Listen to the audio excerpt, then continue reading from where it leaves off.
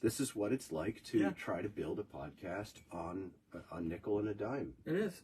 Absolutely. But we were talking about where we could see this going. Yeah. And it's not nowhere. We're enjoying ourselves tremendously. This has been a great experience doing this, and we love meeting people who listen to the podcast and who like it. Yeah, that's a fascinating. It was actually very fascinating to meet somebody who has listened to like 100 hours of us talking about stuff and who was enjoying it. It was deeply encouraging. I really felt encouraged. I was like, wow, there's actually people out here who are listening. I was listening to that podcast that you sent me this week, and I almost wanted to reach out to them via email and just say, hey, I just want you guys to know somebody out here is, I listened through this entire thing. I co-host on a podcast, and it's really encouraging to me when I know that people are there. You know, somebody has actually listened to the things that I said. You know, it's wild. It is. And I like that I feel accountable. Yeah. To, not in a bad way. I don't fear accountability because that's connection. And that's the opposite of loneliness. Yeah. Loneliness is a greater danger in life than all the failures that become evident by being connected with people. Oh, you know, it's very humbling to have actual long-term connections with other people because, you know, I failed this one guy real bad some weeks back, and I had to back his play. Sure. I had made a commitment, and I failed to keep the commitment. I didn't come at him with a bunch of reasons why. Sure. Because it's not what mattered. Yeah. It was to write some things. Oh. And I had made a commitment to write some things for this guy. He was depending on me. Yeah. I backburnered it. I wanted to do it well. Yeah. Oh, I'm giving reasons right now. I know. But It's excuse fine. me. No, but it was inexcusable. Yeah. It's not excusable. I failed to meet the deadline. Yeah. And it impacted our collaboration. I mean, it was like, no, I can't work with people who are going to be like that. And I said, yeah, you're right. Yeah, that's respectful. You're right. Yeah. You can't. You're doing too much to have someone like that. That choked up his thing. Yeah. And I offer, again, an apology and a public admission that I behaved in that way, just into the air right now. Yes. And I also affirm that person made a decision about me that was not wrong. Yeah. But that's the problem with connection and that sort of thing is that I have a greater accountability. Yep. And I'll take it because it's better than being lonely, and it's better than sitting with a fire in my belly. Yeah. And becoming some bitter old guy who's like, wow, when I was a kid, and who's never done or said a thing to raise any sort of like there are things in the world that I want to see be different. Mm-hmm. Well, then I better do something. Yeah, what are you going to do? It's a great question. You know, one time I walked into a bar and I started a podcast. Yeah, dude, yeah. That's the best joke of all time. We did that at the very end of last podcast. I wonder if anybody heard it. What was the joke? A Nazi and a Zionist walk into a bar. He starts a podcast. He starts the CapmLew podcast. He starts the CapmLew podcast. It's such a good joke. Oh my gosh, dude. Yeah, it's my friend from Chicago. Yeah, He's a savage. It's a great joke. For those of you who may not be hip to it and haven't listened to back episodes, I have enjoyed in the same week being accused of rabid Zionism and being a Nazi. Being a Nazi sympathizer. Yes. And both of them were because I love God. Yeah. I love people. Yeah. I love my enemy. Yeah. I keep it simple and I don't get tripped up on a whole bunch of the noise that's going on in the world. Yeah. The only thing that messes it up is that sometimes I don't love God, and often I don't love people, and I struggle with loving my enemies. Yeah. And you all are probably going to see me on both sides of that line. I don't have any virtue that isn't given to me from God, and when God gives me virtue, sometimes I leave it on the ground. Yeah. That's just how it is. Yeah. It's like that saved a wretch like me level of thing. So for those of you who are listening to us, it is not a bad move for us to, I don't know, I wouldn't say admit, but to highlight that you're listening to two very flawed and limited people's take on several things during an episode. Yeah. And the purpose of these is not to convince you to agree with us. We consider these to be offerings that might inspire you to reach some of your own conclusions. And we do not hold over your head that we would remove our affection from you if your conclusions differ from ours. True. That took a lot of saying. It would. How was it? No, it was good. I mean, they would be wrong, but you got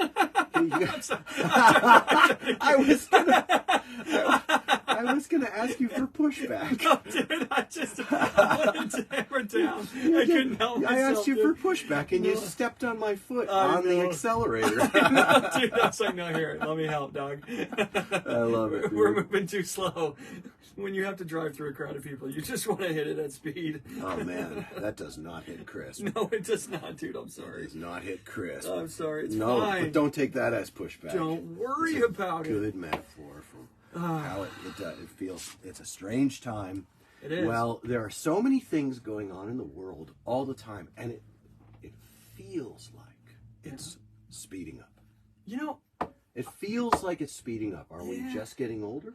No, I have this constant conversation in my head because I think about people who were alive, who were alive in 1944 when the Nazis were literally exterminating Jews, or people who were watching the Soviet Union round up Christians or intellectuals. They've rounded up all kinds of people. Everybody essentially, and literally just killing them or putting them into camps.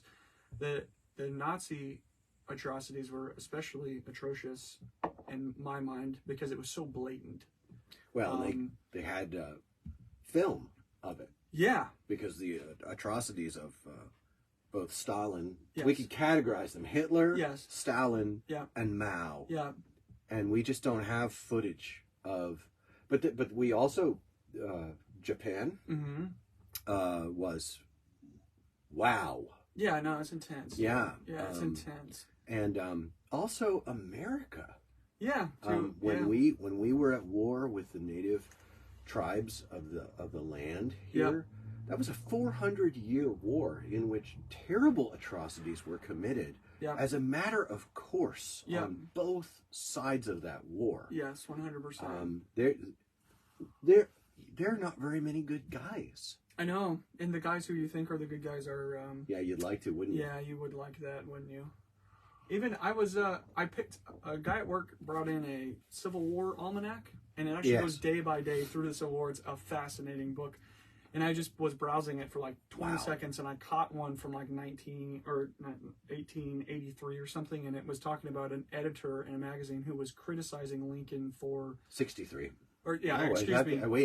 No, 63. Yeah, you're right. Yeah. I'm sorry, 1863. Who was probably? I thought it ended in 1860. No, it started in 1860 and went to 86 in my. No, the 1886.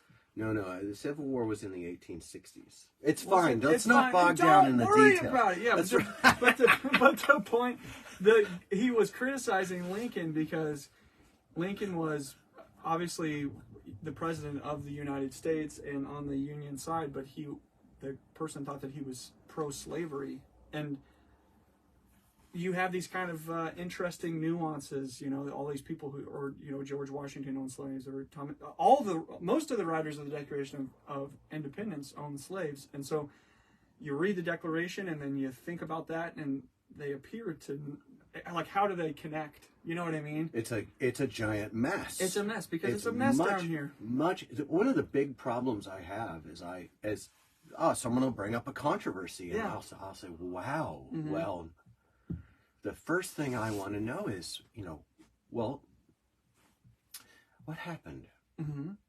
And darned if I can find out. I know, it's almost impossible, dude. I have to go to sources to find out. Yes. And it's not. I don't think it's different now than it was then. I think that the publications are of... Well, my wife has a degree in journalism, and I picked up a few things along the way from her. Sure. And one thing you have to do when you read journalism is you have to ask, like, all right, well, what's the bias? Yep. Which means, who are the advertisers that pay for this journal? Yeah. And then you have to ask, and you have to check and see if there are any personal or political axes to grind. Yes. There are other things you have to check, too. There's a list of things you have to check. You have to have your head on your neck when you're reading journalism. Mm-hmm. A terrible practice. I think maybe today's episode, this might be a nugget. Yeah, go ahead. That we can expand into is, hey, when you hear something that happened, mm-hmm. or you see a piece of video that's, short. Yeah.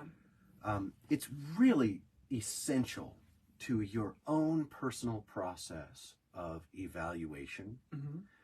that before you tribe up, before you declare your stance, mm-hmm. that you investigate, that you do the job of a journalist, that you investigate what happened.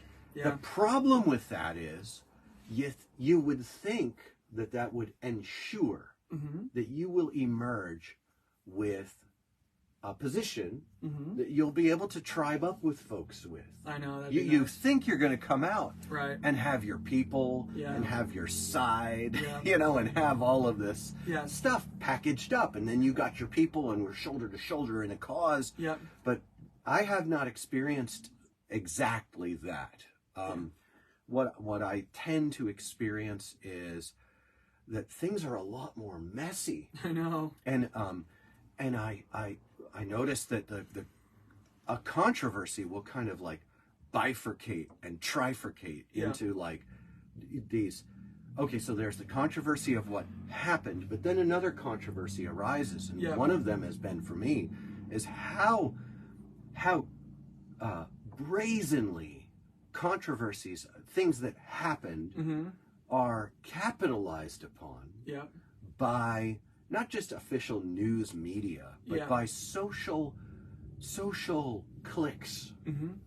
that are extensions of social ideas.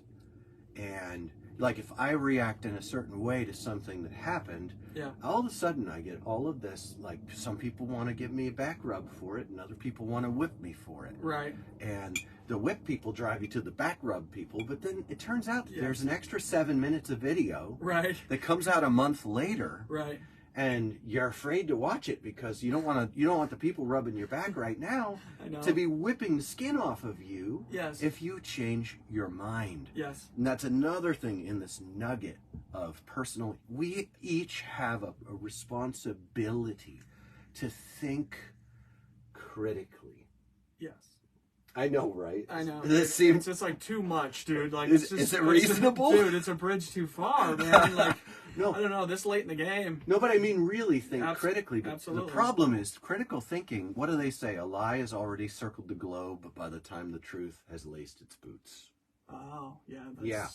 The problem with the truth. I mean, I could name examples in recent history. Sure. But you can also see examples from the study of the Civil War or anything. Right. Yep. It's very, very difficult to make sense of all of this stuff happening under the sun. Yes. And that's why I consider myself so lucky. Yeah. Ugh. Yeah. That the kingdom I serve mm-hmm. is not under the sun. I know. It's not in this air we breathe, between air and soil. Yep.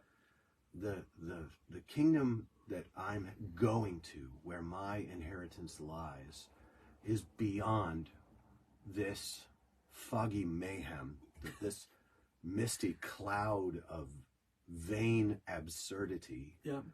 And, this fog of war in which men are convinced that flesh and blood are their enemy and tribe up against one another. Yeah. Now, the Son of Man came and he brought a new context. He brought the old context back. Yeah. And we can see hints of it in Genesis chapter 3, chapter 6. Yeah. We can see it blow up in Psalm 82, that there's an unseen realm that is operating, that's operating at levels that are well beyond our present pay grade. Yeah. And that the history of all of creation is larger than the history of this ecosphere. It's flat, but yeah.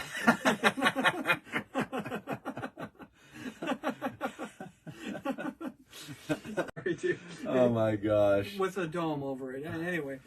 Domes aren't... It's impressive. I'll do it right now. No, don't, please. Please I'll do it again. I wish we could screen share so they could watch you do it. It's so funny, dude. Yes. We skateboard with some regularity, and boy, you know, these feeds, just let them go. We're going to ignore video Forget today. about it. Yeah. We skateboard, and even in something that should be just as light and as fun as skateboarding, we find ourselves saddled with the need for a sobriety of thought. Yeah. That we need to have a sobriety of thought, not to get so inebriated by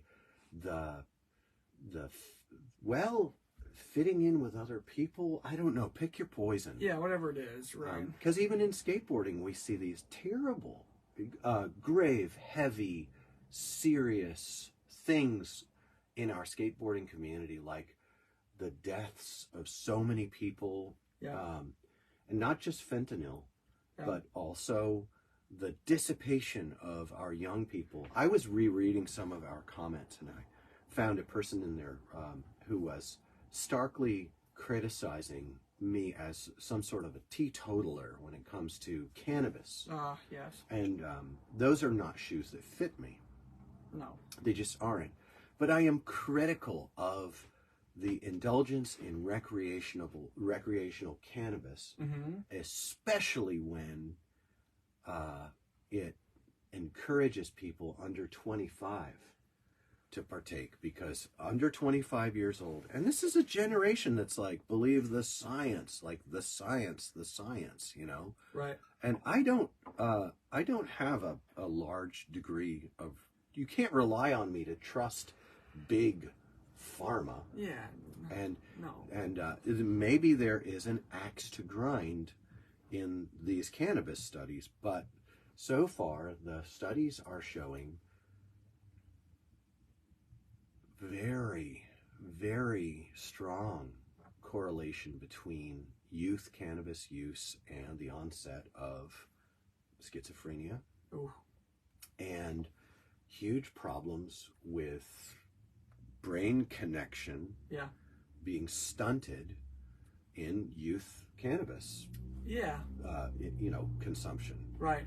And I thought that would be serious, but yet in our skateboarding culture, it's an older dude will flame up right in front of a bunch of little kids and stink up a corner of the park on a one-hitter. Yeah. And think it's just fine. Right. And look at the sobriety of thought that we're saddled with. Yeah. Just by being humans. Yeah.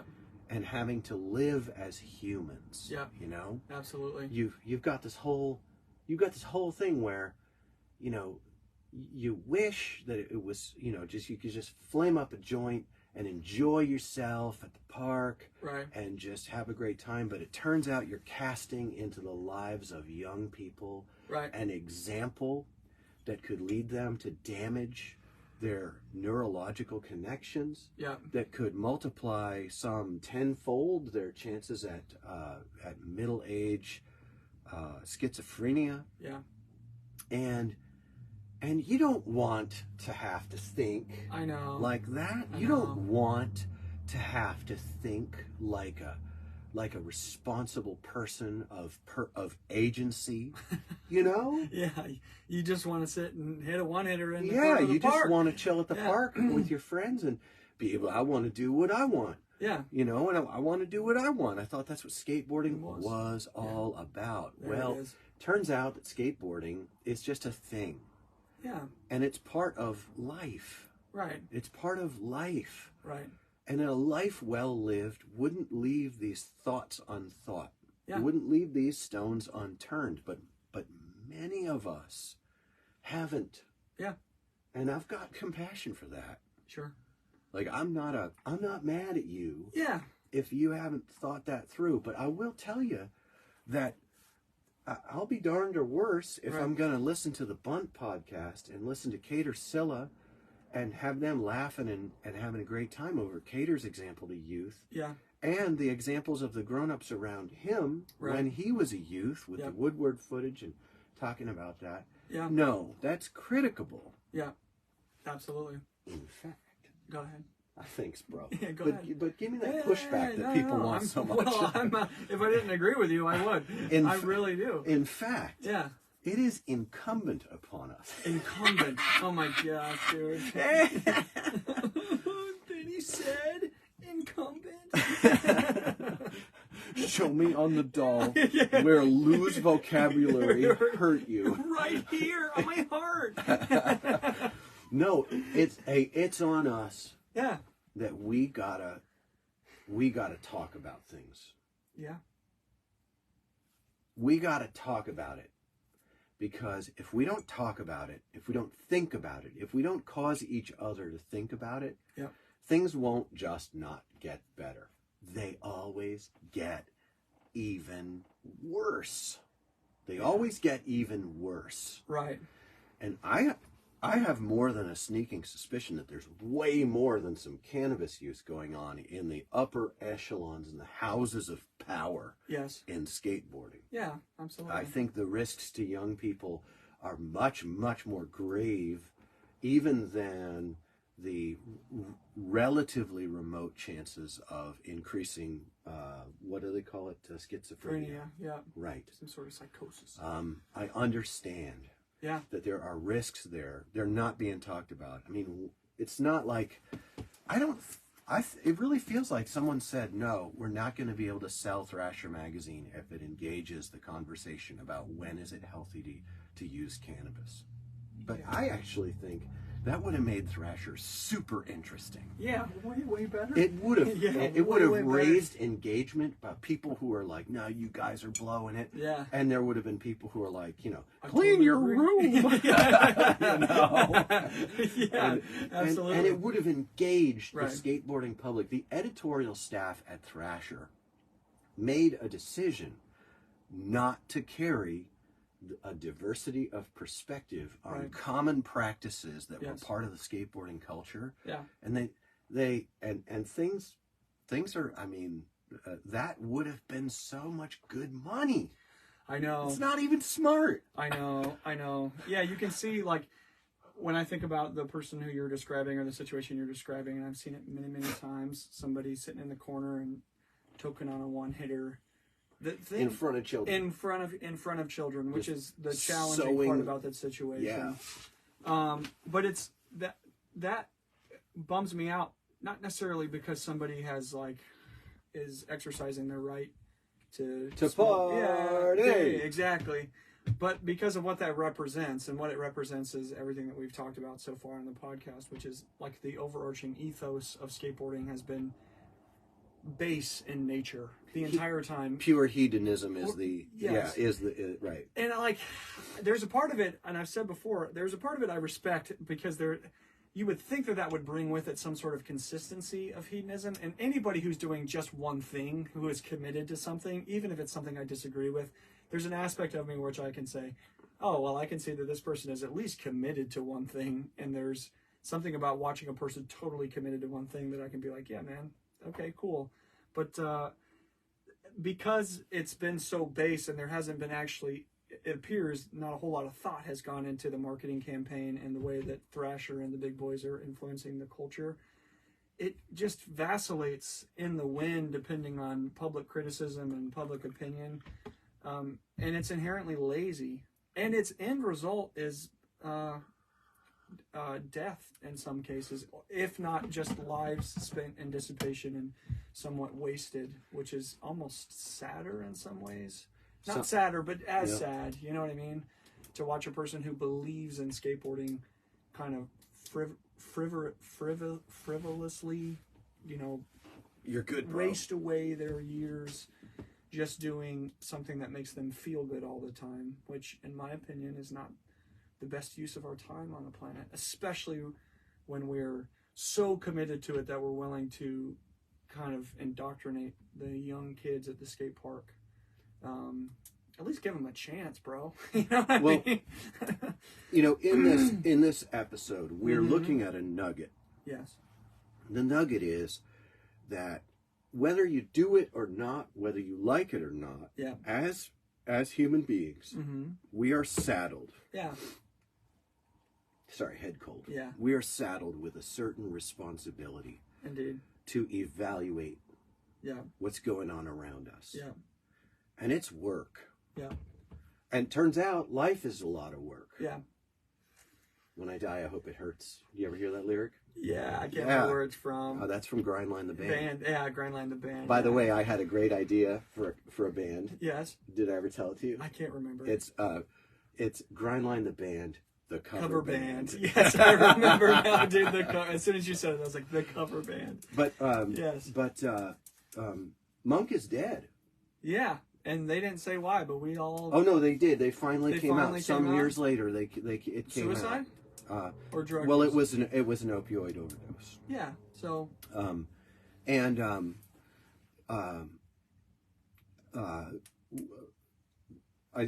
sorry, I'm having trouble continuing because one of the saddest things in the world is an opioid overdose. Absolutely.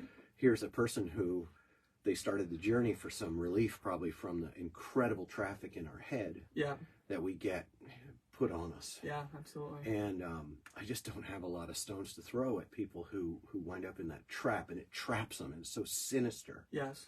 And it's just so terrible. Yeah. And then it turns on them and it devours them. Yeah. And the whole time it's their own hand. Yes. And it's honestly, it seems to be one of the enemy's biggest games that he plays. He catches us like a fish and plays us on the line. Absolutely. And it was very, very, very, very sad. So, but this nugget of it's about critical thinking, yes, but critical thinking is a lot of work, and critical thinking isn't critical thinking if it's just criticism. Yeah. It has to be a reductive evaluation. That means you're taking in evidences from the world around you, and you're doing the work of organizing them, contrasting them, overlaying them, looking for reliabilities and unreliabilities. You're constantly evaluating. Yeah. And then you are deriving from that process a sense of reliabilities, things that are you're looking for authority. Yeah. You should question authority. Yeah. But the thing about questioning authority is that you have to watch out, because every now and then you'll hit bedrock. Yeah. And I have a little thought game I like to play now and then. And it's a sad one, because the deaths among us skateboarders have, I'm not saying they've weighed heavily on me in some like, oh, Lou, are you okay? Yeah. But I'm saying that I think about this a lot, and it's not without some anger at times. Because, we did that thought experiment about what if Thrasher 10 years ago had, said, hey, here's some information that really pertains to us hedonists. Yeah, right. All right? Yeah. We love our cannabis. Yeah. And maybe not even 10 years ago. Right. Pick 2 years before Jake passed away, or a year before Monk passed away. Absolutely.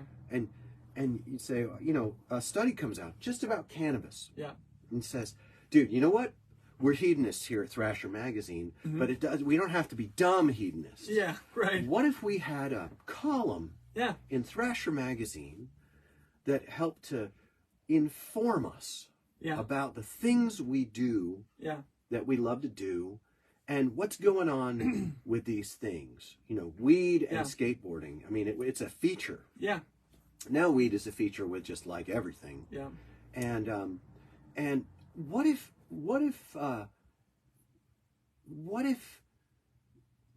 there had been you know, a flow of information, a current, a channel opened where it was like, hey man, here's the deets on what cannabis does to people who are 12 years old to 25 years old. Yeah.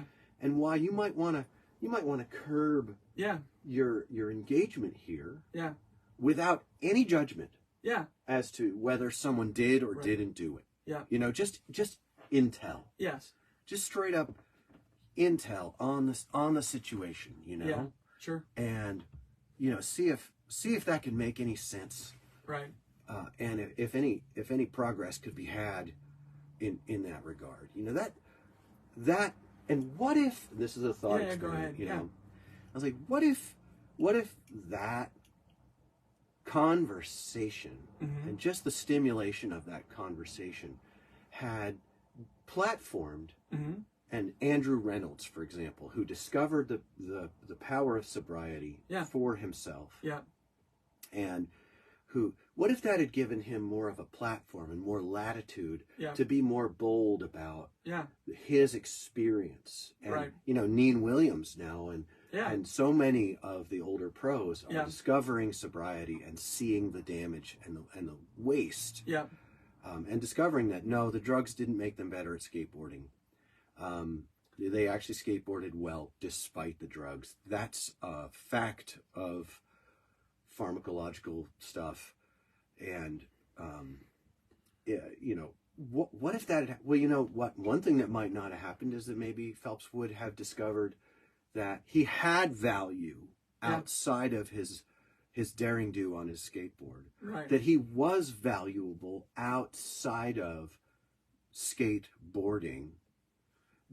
And the fact that he had such powerful intrinsic value as a human. Mm-hmm. Now, I believe that his value is rooted in that he was created by God. But other people may have argued the same point from a different direction. Sure. That perhaps another way could have opened up. Right.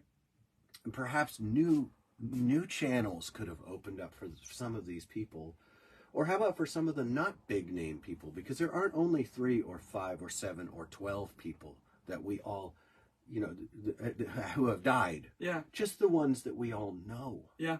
You know, and fame is a crazy thing you mentioned earlier on. Yeah. You feel like people know you. Yeah, it's weird. But there are so many more people, and every single person is so valuable. Absolutely. You know, and I think that the conversation definitely didn't pass the editorial desk. Well, what's interesting to me is you know, Thrasher never posted an article about marijuana use, but they do have a tendency to platform people's stories, and in those stories, like Beans or I think Muska and or they have Grasso, you know, like there's a lot of people who Thrasher is really close with, and even profiles that have gotten over drug use and say publicly, hey, I used to do this all the time and I don't anymore. It was destroying my life.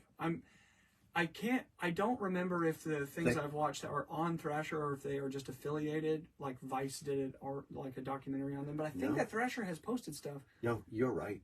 Which is fascinating. That's pushback. Yeah. And that's really good. Isn't it interesting though that they're willing to do that, but they're never willing to publicly come out and say, hey guys, here's some data. Even if they said, hey, here's an article about marijuana use and what it does to a young person's brain. Sure. And at the end of it, they just ended it with, yeah, but we're still going to do it though. You know what I mean? Like even that could be something where I could say, well, at least they gave the information. That would be in true hedonist fashion. There would be an honesty there that I could respect. You know what I mean? Yeah, but I'm really toe the line. You just said something that makes me want to go back and lay it over everything I just said. Okay. Because everything I just said framed it up like Thrasher has never profiled sobriety. And they have in some ways. They have. And everything I said was like that Thrasher was completely neglecting this theme, but they haven't been. Well, if we do it true justice in my mind, they are willing, they're not profiling sobriety. What they're profiling is heroes of the skateboarding world who have found sobriety. And there is a difference there that I think is important to talk about. That's true. This conversation brings me back to the San Francisco Standard article that we read, where Tony Vitello literally said, hey, we've been trying to have this conversation about the fact that we have capitalized on party culture to make money, to sell skateboards and to sell magazines, you know? And it's cost lives. And it's cost lives. That's and what it's he was, true. It absolutely is true. So it's not as if nobody... They're certainly not a hero in this story, but it is interesting that they're willing to do one thing but not the other. You know what I mean? They're not coming out to say, hey, you know, sobriety is the way to go, but they are willing to say, hey, here's Jeff Grosso, or here's... And Grosso would say it, and so would Andrew Reynolds. Yeah. Very interesting. Because they're capitalizing both ends of that spectrum, I think. You know what I mean? Well, they're trying to, and what they wind up being is a teeter-totter. Yeah, and you can't respect them for nothing. They're lukewarm. You know what I mean? Like, I would like them more if they were just one way or the other, I think, you know? Is it reasonable, friendly, and fair of us to ask that the premier skateboarding publication would have the best in mind for its readership? Well, it depends on how you define terms, but... Well, right now we're speaking really, I mean, would it have been, is it unreasonable that we might say the word ought, should have? Yeah, right. In regard to Thrasher, ought to have pushed for sobriety. Yeah. Maybe around the time Shane Cross was killed in a drunk driving accident. Right. Or P-Stone. Or Cardiel was ran over. Well, while he was hammer drunk. And the real story of that never came out, and I think it's because it doesn't reflect on all the people involved, and there's that lack of accountability. Yes. And lack of insightful investigative journalism. Right. That really, the article that could have been written might have resulted in someone going to jail. Yeah. Someone who I love and like, you know. Yeah. It might have resulted in that. Yeah. It might have resulted in the loss of a brand's fundamental popularity. Yeah. It might have. Anti-Hero may never have become what it is today if that article were written. Yeah. But the cautionary tale of it would have served to preserve life and limb. Yeah. For several people. Sure.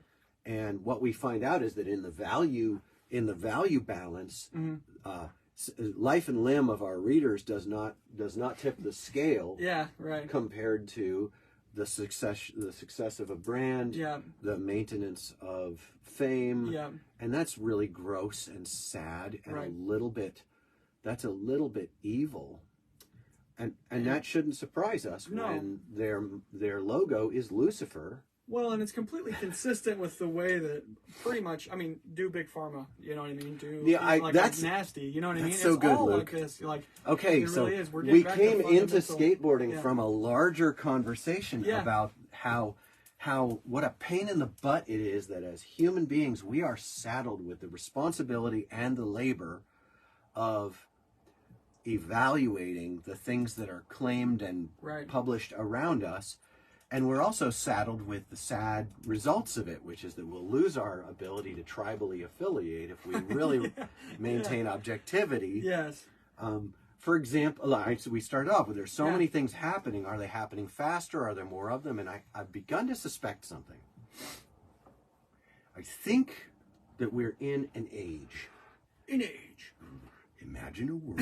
Yeah, I love that. Imagine a world, an age. Imagine an age. An age of information. Yeah, dude. I think that things have changed very much in the speed with which we can access information. Absolutely. Not truth. Yes, just information. Just information. Yeah. It turns out all the truth you need to live your life, cradle to grave, has been sitting in one of these here. Oh, I can't stand that gold on there. That's gross. Spray painted black. They use that for pavement in heaven. I know. But this stuff here is where the truth that you need for living is. But information. Yeah. You know, I remember in 2020 we had just had COVID. Yes. You know the COVID thing. I caught that stupid bug. Yeah, dude. Oh man, whooped my ass for about a week. Yeah, dude, me too. What was that? Maybe early March of 2020, you know. Yeah. And they called everything off. Yeah. You know, and I went home and I just did Duolingo. Yeah, dude. You know? Yeah, I good just for you. fired up Duolingo. Yeah. And I just got out the good book and just burrowed in, tucked in on some really good stuff. Got out the old guitar. Yeah. Warmed up some of the classics. Yes. And it was good living for a minute. Yeah. And it was about May. 2020. It was about May 2020 that we had this terrible thing happen. What was it, Milwaukee? It was George Floyd. Oh, dude, I forgot that happened at the same time, dude. Yeah. So much packed in. I didn't take my motorcycle trips. Yeah. I stayed cooped up in my house. Yeah. And I have a great life with a pretty large circle. And I was taking motorcycle trips every day, you know, go out a couple hours a day because I wasn't working. Yeah. And Judy got furloughed on her job, so we had a nice experience of it. And we had food, we had water, we had everything we needed, and a good portion of our church decided that we need to stop meeting, and I don't like that at all. Yeah. And we were trying to figure it out. We were trying to figure out how to do virtual things. Like it was pretty confusing. It was hard for me to tell what mattered. Yeah. And this George Floyd thing happened, and it was so bad. Yeah. And the video came out day of. I watched it. Yeah, yikes, dude. It was about a minute long on the first day. It was about 3 minutes long within a week. And then there was 7 minutes of video within a certain number of days. And then there was 14 or 23 minutes of video available. And I watched. And I continued to dwell in this place where I was not able to understand all of these things and to formulate. Yeah. One of the things that derails outrage for me is that I am not surprised. Yeah. I do not have a feeling of surprise at this sort of thing. And so I tend not to have a huge knee-jerk thing. I expect terrible things to happen on planet Earth. And I expect even worse things to come from an outraged energy reaction to the terrible things that happen. Yeah. And I watch the death toll of the subsequent, kind of revolutionary, although quite difficult to pin down where this is all going. Yeah. And I remember disappointing some friends who were looking for me to take a really clear stand. Yeah. And I just waited, and I waited, and I waited. And it was really tough. And because we had this, really bad stuff. And I came away with, one thing I came away with was that the American police force obviously is over-militarized. Obviously, there has to be an insane amount of training invested in these people. They need to be $100,000 a year, professional, like well-studied, amazing people. The job of policing has also become more difficult because American criminals have become over-militarized. Yeah, and this. And the stakes are a lot higher now too. It's really, really gnarly. And it's hard to tell if that's a super good thing or kind of a bad thing sometimes. I don't see what would be good about American criminals and No, I'm talking about the fact that it's just hard to be a cop in America right now because of the events like George Floyd and the other ones that were so public. I think a lot of cops feel really nervous to to enforce the law sometimes, and some of them feel nervous to break the law, which is a good thing. You know we should keep that. Yeah, we should keep which those is super good. Those police officers who are afraid that they'll show up on the front page or show up in jail. Yeah, we need to keep that. And the way to keep that is through the free speech of the press. The press yes. needs to expose corruption. Yes, that's the. To me, yes, my opinion is that's the first job right. that a free press ought to be doing. Yeah, I think I like the idea that being a cop would be a really hard job to do and an extremely hard job to get into and should be paid extremely well with a ton of training. And perhaps, I remember one of the upshots of it was to defund and get rid of police. Yes. That is a really understandable argument that's going to arise. Yeah. That is the reaction of outrage. Yes. And I am supportive. Empathetic? Yeah, maybe. Sympathetic? Yeah, sympathetic. Yeah, I'm not sympathetic because I don't feel that way myself. Self, yeah. I'm empathetic because through imagination. Yeah. My head cold's kind of doing me. Through imagination, yeah. I can enter into an understanding of where that's coming from, while I keep an objective evaluation running on where could that be headed. Yes.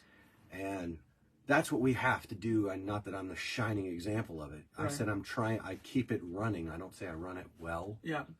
But it's not a tightrope either. It's like a kind of a puzzle. Yeah. And a scavenger hunt at the same time. Yeah, right. But also there's live fire whizzing over your head yes, and at you've all lost times. The box for the puzzle. Some people, right? And some people, no picture. Yeah, no picture. And some people were provoked by me because I did not share in the outrage energy. Yeah. Some people were upset with me because I didn't have like there weren't just two sides to that issue either. That's a false dichotomy. Yeah, right. It's not just two sides to all these things. Yeah. And as it played out, and I learned more. Honestly, I kept learning about that exact situation for 2 years straight. Yeah. And all the way through the Rittenhouse trial, mm-hmm. I was still going, yeah, but I'm still learning about what happened with the George Floyd thing, and we should. Yeah. We should care deeply about what happened with George Floyd. We should care deeply about what exactly happened with Breonna Taylor, George Floyd. Yeah. Can police records be trusted? Yeah. Is there a thin blue line or a thick blue wall going on here? Yeah. These are all really, really legitimate things, and I should have a whole bunch of journalists that are doing that. Yeah. And then I should be comparing their work product. Yes. I found a few. Sure. I found a few. Some of them were ironic. Yeah. Because one of them is Jimmy Dore. Yeah. And he says, I'm just a pothead comedian in my garage. Yeah, sure. And he really is an everyman. Yeah. Another one is Matt Taibbi. Oh man, that guy is short. Jimmy is a democratic socialist, really, really. Yeah. Really a socialist. Mm-hmm. I do not share that conclusion. Yeah.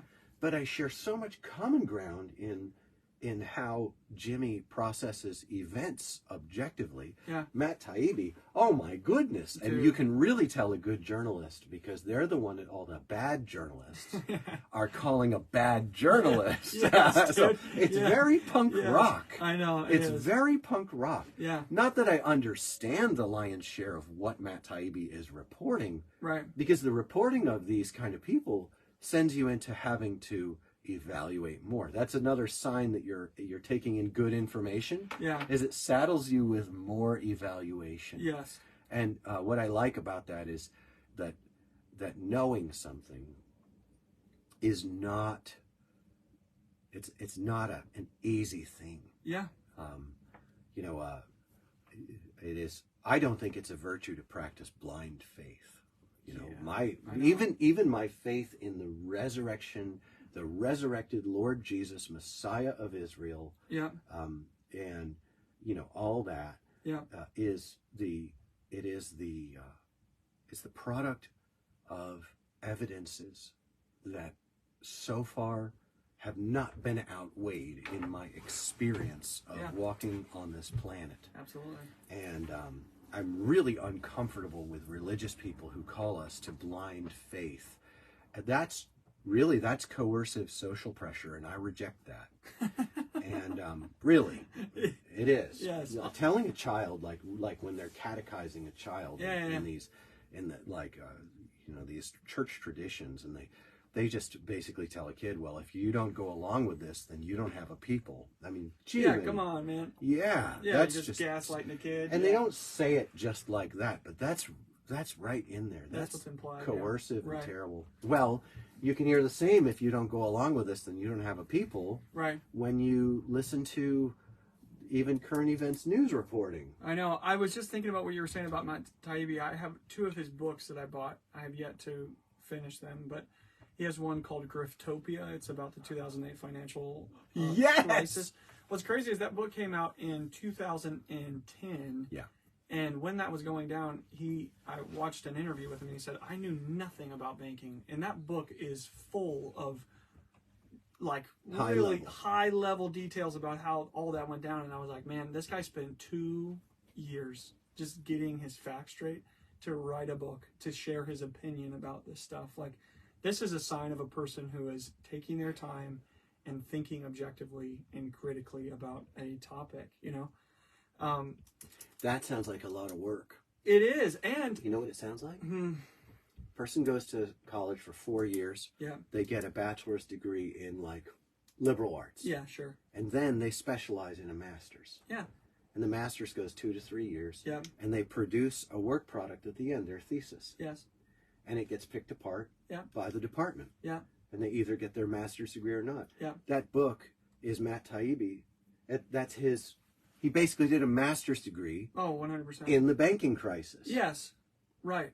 100%. And it makes me want to like give him $10 a month for me to hear his opinion about the what's happening in the world. On Substack. Yeah, on Substack, because that's something that I feel like that's a person who I can at least trust to have done the work and to think critically about what's happening. So Matt Taibbi becomes a component in your process. Yes. Or Jimmy Dore is a component in a process of evaluation and overlay. One thing I loved about Matt Taibbi, he's a liberal. Mm-hmm. I don't know if he is anymore. Jimmy Dore, yeah, he is, except the Overton window moved so everything that these guys are doing is proper liberal. Yeah, that's hilarious. And then Jimmy Dore is even further to what, if you want to spectralize it, which everyone does, further to the left. Yeah. And what I like to do with that is to pepper in someone who is proper right wing in their reputation. Yes, right. And then look for overlap, look for agreement. And you know, Matt Taibbi and Jimmy Dore were both featured prominently on Tucker Carlson. Oh. Damn you! How could you? What? This is just a normal American guy who is looking to source prepared information to contrast with what I can discover in that freaking Thunderdome of the internet. Right. The other day I had a question. I was like, oh, there's something going on in Tennessee. Sure. 3 and then 2 representatives of the state of Tennessee were kicked out of their offices in the state house. For what? Well, I don't know. I know I know the reason they said they got kicked out. The reasons are because of racism. Okay. Because the Tennessee State House is racist. Good. And they were kicking out these guys because they were speaking up. And it turns out it was all based in an event that happened, a happening that happened on one day. Okay. And I wanted to see it because it happened on camera. I know that it included that they brought a bullhorn to the floor. Okay. And they started a protest in the State House. Jeez. Yeah, okay. Right. They started a protest in the State House during state business. Sure. I did pick up that the state wasn't going to do the business about. They were angry, rightfully so, that six Christians were killed at a Christian school. Yes. 3 of them children, and they were killed in an incident. They weren't you could look at them through another lens. You could say that some of them were women, some of them were men, some of them were girls, some of them were boys. Right. But that lens doesn't overlay very well. Sure. Because the killer was an aggrieved former student, now trans, who had who knows what kind of pharmacological disaster was happening for that person, who knows what kind of mayhem and turmoil drove them to the act of going in the school and using not an AR-15 but a 9mm carbine to fire upon and murder 6 people. So immediately the cry goes up that it's guns, and guns are problematic and should be. Yeah. All right. That's kind of the point. I think that's an affirmable controversy. Sure. I'm not interested today in solving that for our listeners. Yeah, let me solve it for you. But what happened to me was you've got this situation where I hear something happened, but I can't find it. I went and I searched for that. I went into Google and I searched for that. I wanted to see the video footage of the exact event that precipitated the ouster of these lawmakers. Yeah. And all I could find was reactions to that event. Oh, yes. And I was forced to ponder two poles of extreme. Okay. Yeah, sure. One is that what they did during that event isn't what they're saying it is. Okay. All right. That if I saw footage of what they actually did, that it might be different to what everyone is saying it is. I might see what happened and go, no, doesn't matter what your skin color is. Yeah. You can't do that. Yeah, sure. Okay? That's on the one side. Yeah. On the other side, I might discover that also, if any of our listeners want to send us a link to the precipitating event of that, I'd love to see that. Yeah. The other possibility is it will be exactly the racism that they are saying it is. Yeah. That this was a legitimate exercise of free speech within the rules of the House, or a breaking of the rules of the House that is within legitimate free speech that ought to be defended. So I'm saddled with being able neither to defend or oppose the behavior. I'm not able to make, and all I'm offered are conclusions. I'm not offered any material by which I could come to my own. Most of America, most people in the world are perfectly happy or even grateful that they are spoon-fed a conclusion based on a tribal divide, and that they're happy that they're not allowed or encouraged to evaluate what happened. Oh, for a news source that would say, want to know what caused all this ruckus? Here's what caused it. And then it's a video of it happening, which exists. I actually think I saw it the day after it happened, but now it's nowhere to be found. It's foggy in my brain. And I don't want to start going, what I thought was maybe I should search in publications that I don't like to find it from like a more like, I don't like going into publications I don't like to find footage to represent the other side. Right. But what I mean is firing up the Brave browser and DuckDuckGo, and then going on like one publication I really don't like is Breitbart. Sure. Andrew Breitbart was way better than Breitbart the publication. Sure. I think that Andrew Breitbart said a few things that were of high enough value in and of themselves that those things he said should be pondered by us. Yeah, absolutely. That's the best it gets. Yeah, I know, dude. I know. It really is, man. That's not like Matt Taibbi is the Pope. No, Matt Taibbi has said some things that are worth pondering. Yeah. And so I look at it and I see you've got Matt Taibbi and you've got Tucker Carlson. You know who else was a really good journalist? He's out of business right now. He used to take He used to do exactly what I want. He used to put the source material right out there. He had a whole website devoted to nothing but giving material. You what happened. That's awesome. Do you know what the name of that website was? I have no idea. It was called WikiLeaks. Oh, that's what it is. I was just going to say. And it was a source that other journalists would comb through to find stories. It was like a library of stories. Yes. Yeah. There was recently not a leak, but it was the what they call the Twitter files. Mm-hmm. And it's where the CEO of a large corporation, he bought the corporation and then he handed over the whole history to Matt Taibbi and to Gabby Weiss. I forgot her name. Barry Weiss. Sure. And just to dig through. And there's another guy who's a great journalist right now, and his name is, he's got a funny German or Jewish last name. I'll remember it later. Cy Hirsch. Oh. Seymour Hirsch. Cy Hirsch. Sure. And his reporting has been really good. All these guys are being vilified as terrible journalists by good journalists. There it is. Yeah. And that's how I like to pick them, because what they do is they trouble my waters. Yeah. You know, and all my garbage comes up to the top, and all my biases and all of my stuff get batted around. Yeah. Darned if I know what I think afterward, but I definitely know that it makes me appreciate how valuable it is to try to remain objective.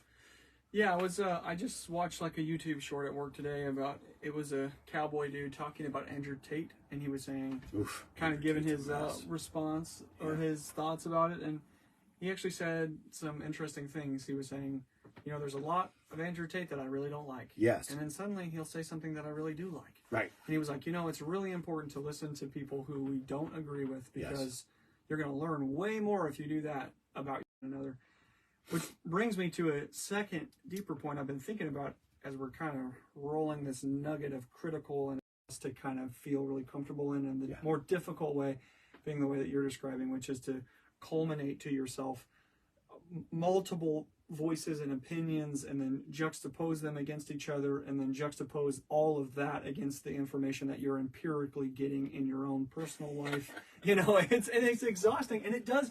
What's funny is it really ends up being 2 years after George Floyd was killed before you even begin to really have an opinion about it. Oh, Breonna Taylor, George Floyd, Kyle Rittenhouse. Yeah. You have these things going on, and you know, now we have the Tennessee 3, and people are forming really high certitude positions about these things. Right. And guys like me we're not very useful, because we want to engage these things more deeply. Right. Maybe we suffer from an enlarged capacity for this kind of evaluation, because we have hope that goes beyond this world. Yes, 100%. And we have a participation in a kingdom that isn't of this world and goes beyond this world. That's why Jesus, before Pilate, didn't start arguing the politics of empire. Right. Yeah. He didn't. Right. Jesus, he blatantly demurred. Yes. That is, he stayed silent in a way that was so loud when it came down to those things. Yeah, what did he say? He was like, are you the Son of God? And he said, you have said it. No, that's what he said to Caiaphas the priest. Caiaphas the priest. No, with Pilate, it was, what is truth? And Jesus just stands there. Yeah. Huh. And... interesting.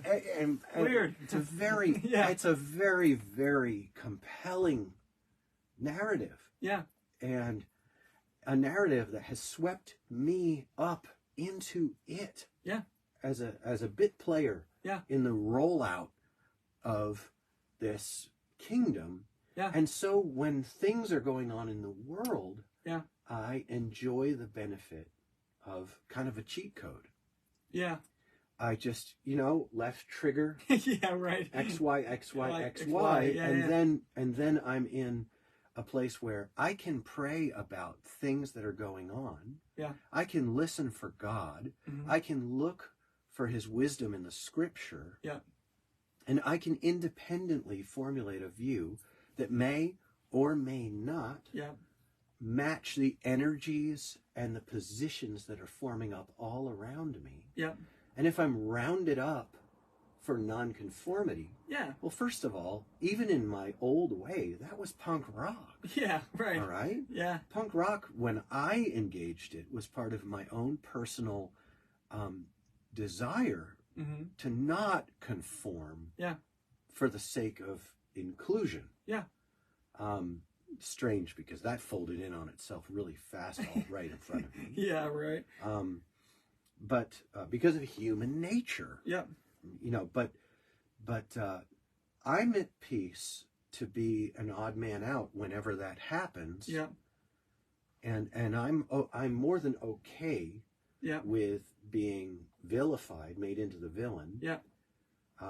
For lack of appropriate and socially appropriate enthusiasms. Yeah. Because that's not the goal in my life, to be included in what could be at times a mob. I know. At times, some of this looks a lot to me like mob thinking. Yeah. And I'm not comfortable with letting go of. I'm not objective, by the way. That's not objectivity. I'm not actually lifting up objectivity as the goal. If you are objective in the way that we evaluate things, sooner or later you're going to form. Your feet are going to find the bedrock. Yeah. And you're going to decide to stand on it, whether wind or wave. Yeah.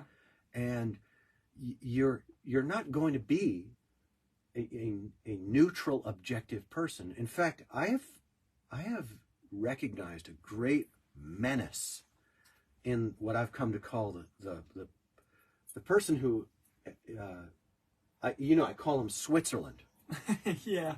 Yeah. When I say to Luke, like, that guy is Switzerland, these middle grounders, these proud vanilla people who decide that their position is, that they're going to not have conflict with whatever the predominant thing is. And a conflict-free life is not worth living. You've got to have conflict inside yourself, and you've got to have your shoulders shrugging, and you've got to say, you have to have a conscience that transcends the positions that are offered to you by the mainstream. Yeah. Your conscience should transcend whatever tribe you're in, because there's just no tribe that's being offered that is in this worldly. We only walk this world for 70 years, 80. Yeah, right. 80? Yeah. Some guy hits 100 and regrets it. Yeah, he's like, dude. But every now and then you get one of them real spry 90-year-olds who still does the push-ups. Yeah. Man. Good for him. Awesome. Yeah, but come on. I mean, isn't that a bridge too far? But that's the exception that does not disprove the rule. We don't live very long. And it is my belief that we face, after this, we face the judgment. And in that judgment, you'll find me locked around the ankle of Jesus Christ himself. I will be locked around the ankle of Jesus Christ himself, and not relying on any good thing that happened in my life through me.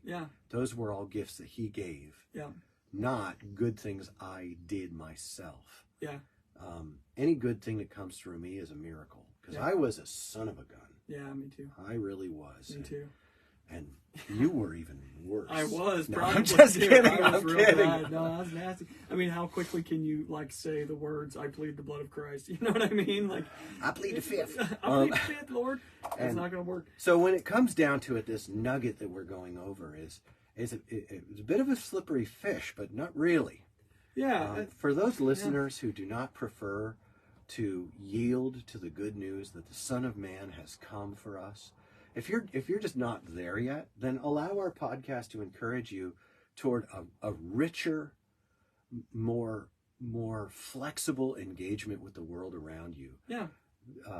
Enjoy that. Yeah.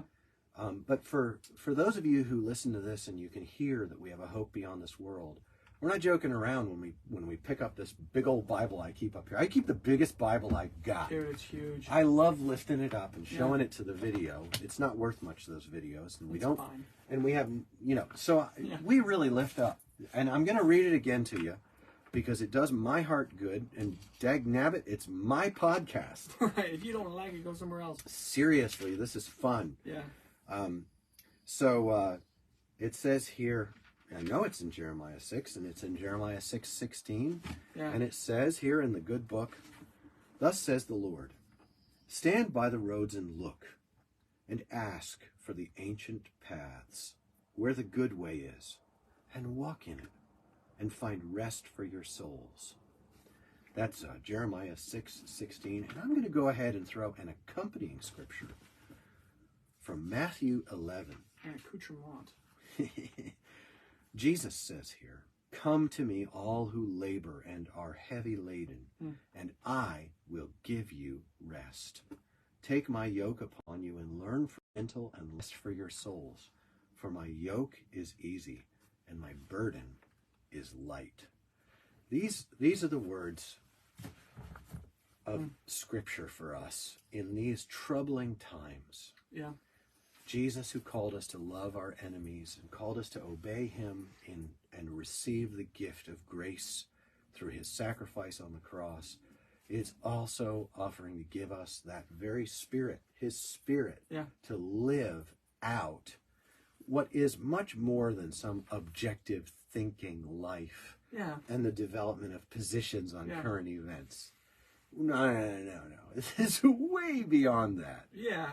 Without an overarching narrative, all that stuff pretty much means nothing. And he's offering us, that's a good point. You know what I mean? But he's offering us way more than a narrative. He's offering us accompaniment in the world to a degree that, and I'm just got to say, look to the ancient ways and walk in them, and you'll see.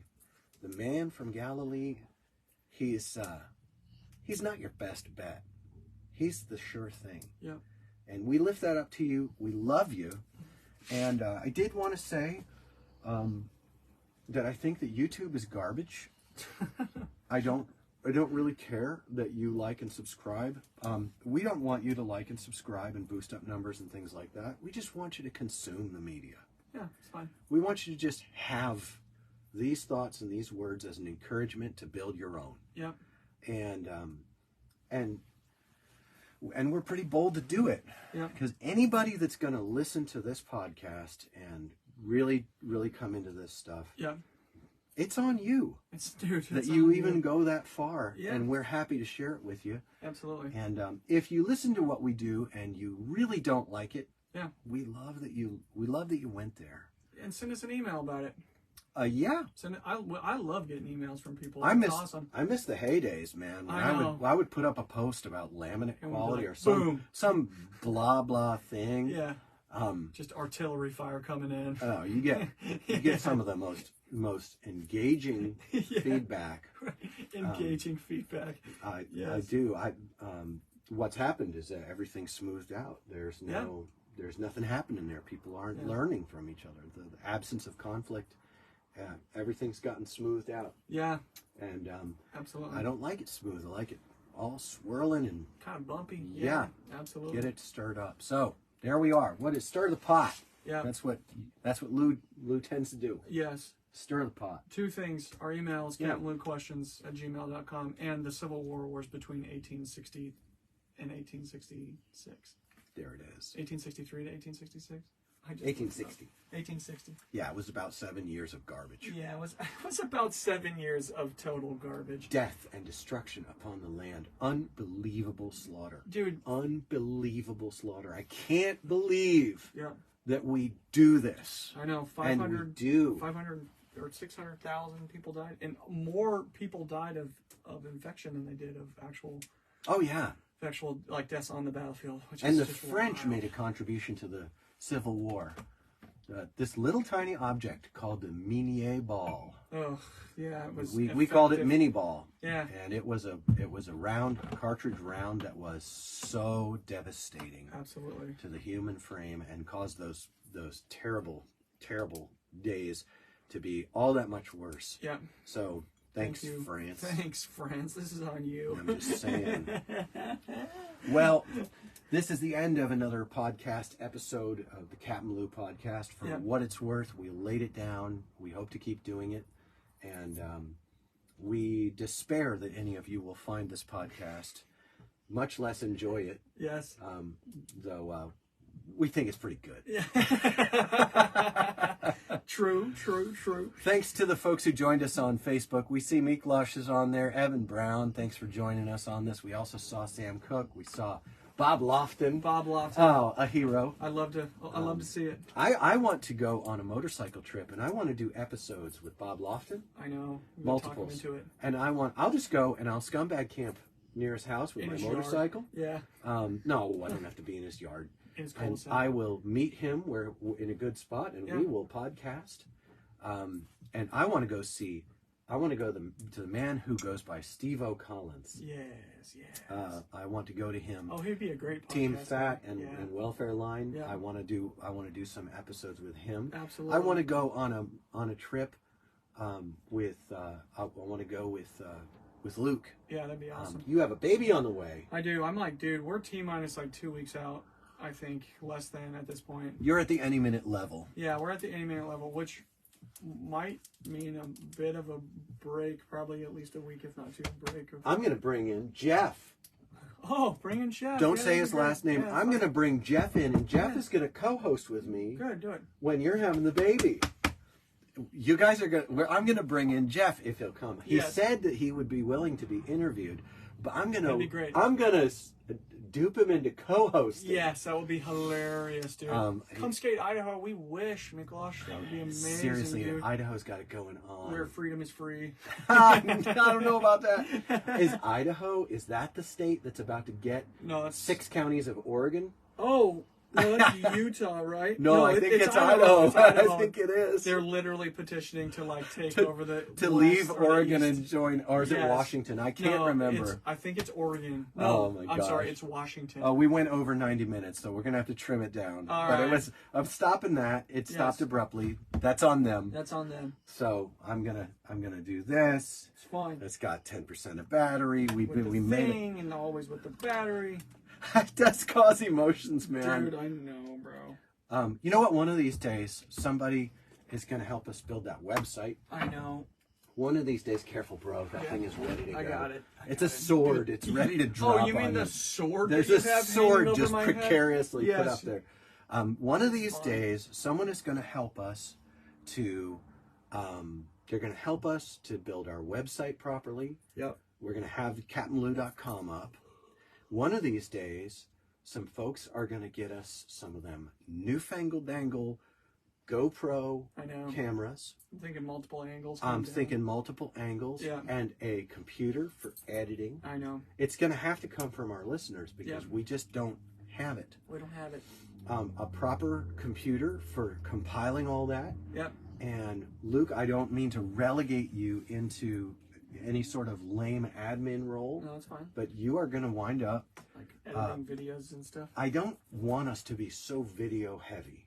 I know. I really don't. I want us to just put raw video take into a file. Yeah. I think we'll wind up conscripting the help of some fan somewhere. Yeah, to pull the clips and post our short media. Yes, I do. If there's someone out there that we could come to trust. Yes.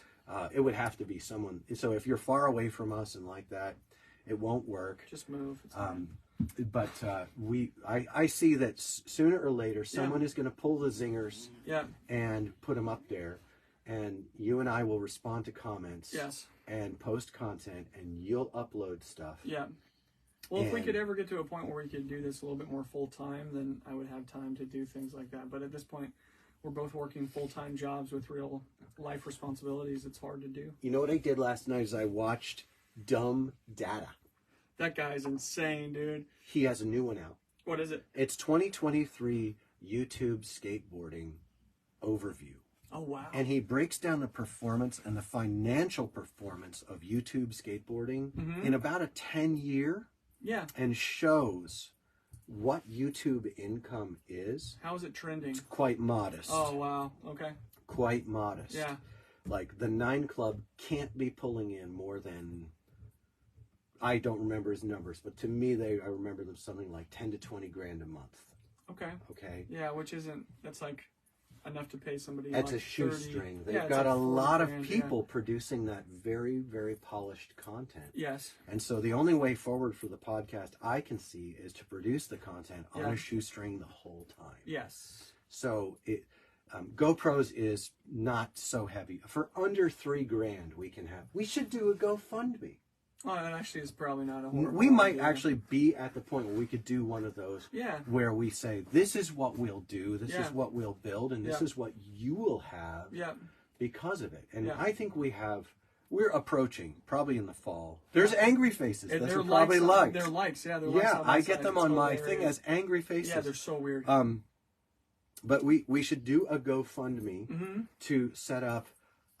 I don't think we should do a dual camera action. Just one? I think one, because if you do two cameras, then you're editing. Yeah, you got to cut them. No, I'm with you. I'm totally with you. Yeah, I'm absolutely with you. That's not where we're at. Yeah. I don't think it needs to be where we're at. Yeah.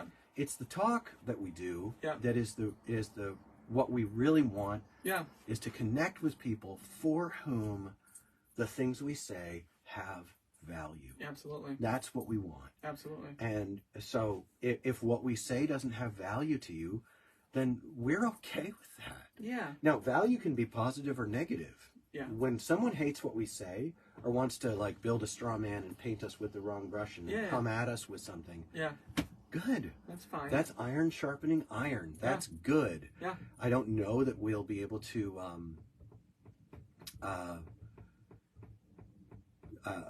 I don't know that we'll be able to take the time to engage and rebut all those things and clarify all those things, but certainly to some small extent we'll be able to add that into the encouragement we give to folks through our media. Sure. So yeah, absolutely. I really think that. Yeah.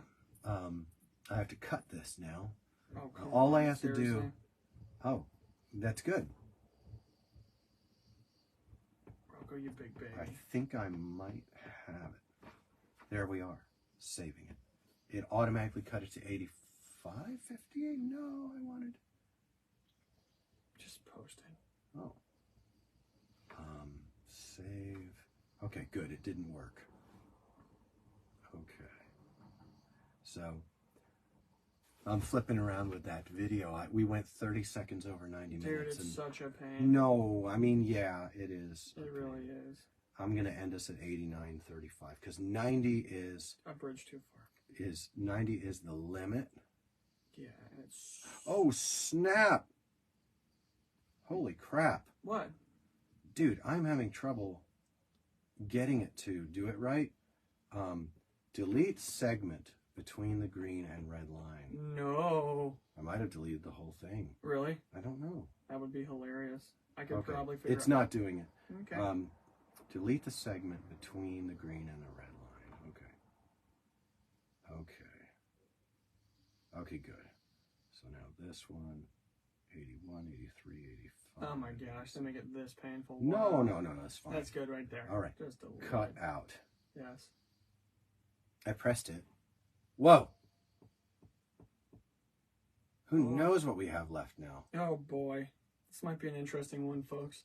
Well, you know, you're going to have that now and then. You really will, dude. I mean, so far we've been pretty successful. Yeah, there we have it. Good. So I'm going to save it now. Let's see if it'll save. Okay, and I hit save again. And it gives me the title option.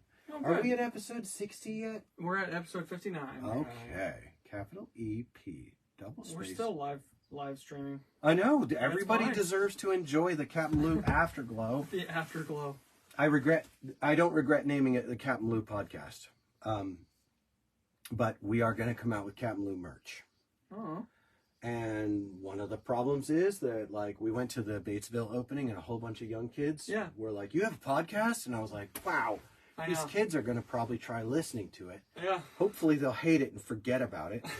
But otherwise, am I going to wind up handing out CapmLew stickers? We probably will. I sure would. We probably will. I sure would, because I care about these kids. And if they are interested in the kind of talk that we do, things are looking brighter than we thought. Maybe that would be a contribution to their lives. I know it seems arrogant to a fault to think so. 59, you say? Yep. Today we didn't do any constitutional work. I got one of these. That's the Constitution. And I read the Constitution. That's the portion of it. That's the United States Constitution. The first 72 pages. No, first 65 pages. And I read it. It's not my first time. It ain't my first rodeo. We didn't do that. This time we did... critical thinking. Oh, yeah. Today was about a nugget. Nugget on critical thinking. There we are. All right, it's saved. Hey, you know what? Let's just go whole hog, and let's try and just share it to the web so that it's up on the site. Fine, dude. It's fine. Golly. We're grateful. I know that not many people catch the Facebook Lives. We're not going to depend on Facebook or YouTube or Grumble, or any of those things. We're going to just keep making the podcast, and we'll throw a video product out there into the ether. We hope that you guys will listen along on the podcast and enjoy that, or not enjoy it, but we hope you listen. And it becomes, because trust me, there are lots of things that I expose myself to for the sake of growth that are not my cup of tea. True. One of them is the scripture itself. I got to tell you, my old brain and my old body have appetites and preferences that do not fall in the target of what I read in the scripture. And again, I have to tell myself, this is the way. This is the way. Yeah, absolutely. It's true. Yeah, absolutely. It ain't all rainbows and unicorns, everybody. Rainbows and unicorns. Is it working? It's at 64%, and it just went up another percent. Good for it, dude. It's trying. Man, I'll tell you, I really need readers nowadays. That's an interesting feature. Oh, it's clear as a bell. Oh my gosh. Wow. You thought you were just having a stroke this entire time. Turns out you just needed glasses. These were expensive. These were like 15 or 20 bucks. How could you? I like the $1 ones. They work just as well. They really do. 1 1/4 is the magnification we're at right now. Somebody's gonna buy us like 85 of them and just send them. Dude, it makes me want to get a P.O. box just to get readers in the mail. That would be sick. Rocco, quickly. All right, it's up. I'm sharing it. It shares on CapmLew Custom Skateboards Facebook, for what it's worth, and then I'll just put on the new moniker FW lowercase x capital IW, for what it's worth. Baby. Bada bing. Share. All right, well, we did the job. Thanks for accompanying us, Facebook. We were happy to share time with you, and we'll catch you soon. For what it's worth. Laters.